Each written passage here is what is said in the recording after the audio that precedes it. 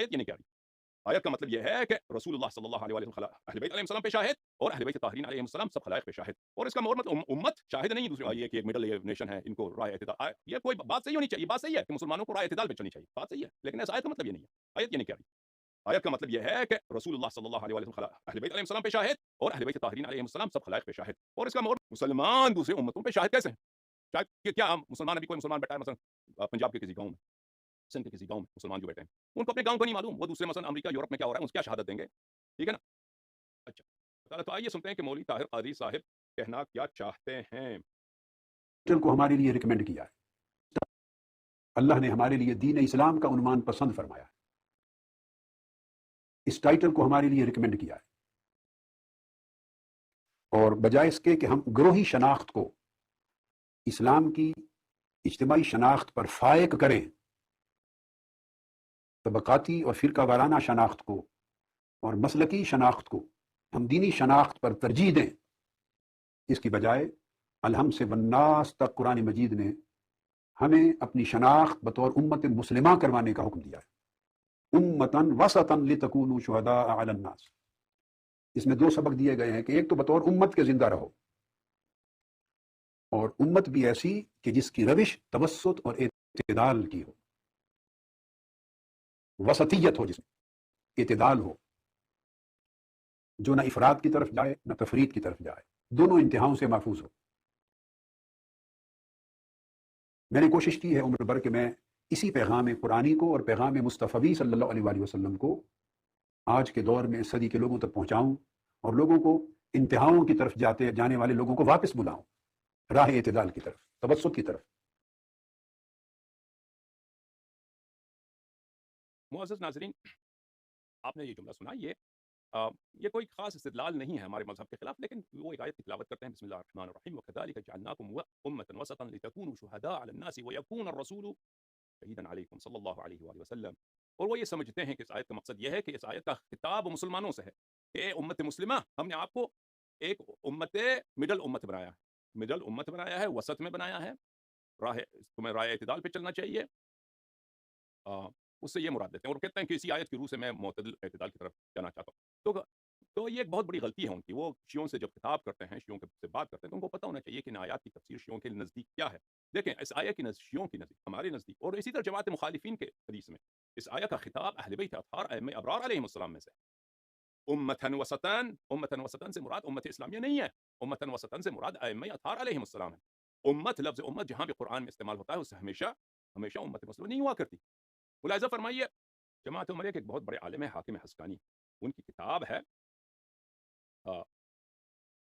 شواہد التنزیل.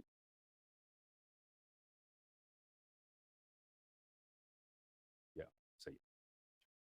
ملاحظہ فرمائیے میرے عزیزوں, میں آپ کو پہلے شواہد التنزیل دکھاؤں.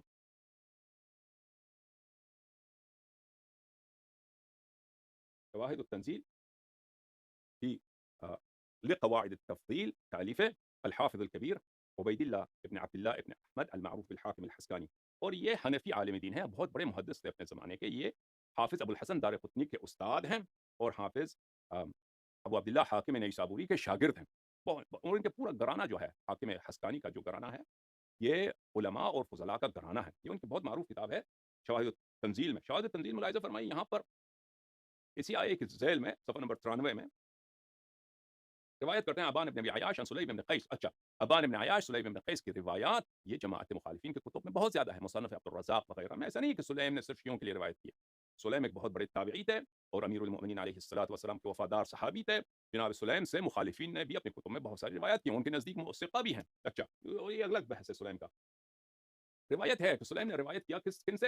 سید المسلمین امیر المؤمنین علیہ السلام سے, کہ سید المسلمین سلام اللہ علیہ نے فرمایا ان اللہ ایانا عنا بقوله تعالی لتكونوا شهداء على الناس. آیہ مبارکہ وَكَذَلِكَ جَعَلْنَاكُمْ أُمَّةً وَسَطًا لِتَكُونُوا شُهَدَاءَ عَلَى النَّاسِ.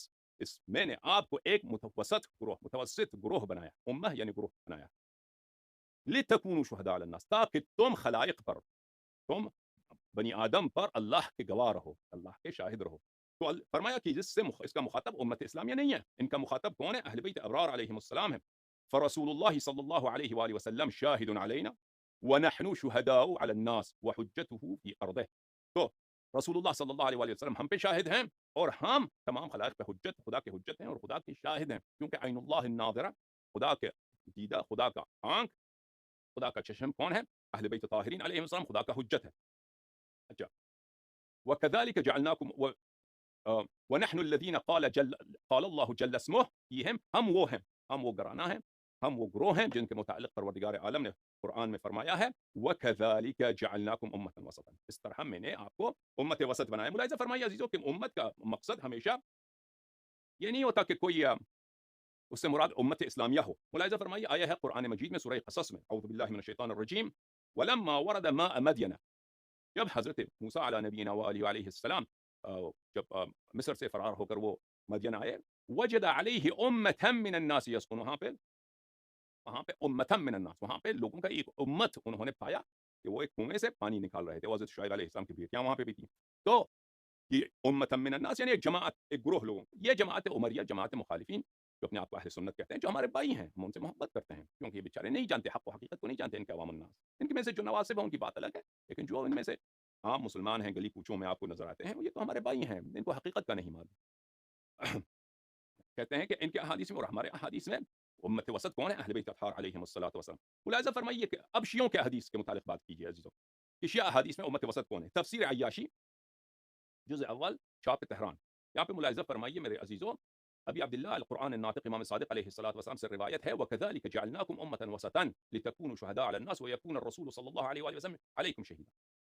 امام صادق علیہ السلام نے فرمایا کہ اگر تم سمجھتے ہو کہ خداوند متعال اس آیت سے مراد جمیع اہل القبلہ جمیع اہل القبلہ من الموحدین، تمام اہل قبلہ جتنی امت رسول اللہ صلی اللہ علیہ وسلم ہے ان سے مراد لیا ہے، تو تم بہت بڑی غلطی میں. کیوں؟ وجہ کیا ہے؟ کہتا ہے آیت خود پڑھو وَكَذَلِكَ جَعَلْنَاكُمْ أُمَّةً وَسَطًا لِتَكُونُوا شُهَدَاءَ عَلَى النَّاسِ، تاکہ تم تمام خلائق پر شاہد رہو. امت اسلامیہ میں فرادی، اہل بدعات، مال خور، حرام خور جتنا کروڑوں کے حساب سے، تو ان کو اللہ تعالیٰ کیسے ان کو شاہد کے طور پہ قبول کر سکتا ہے؟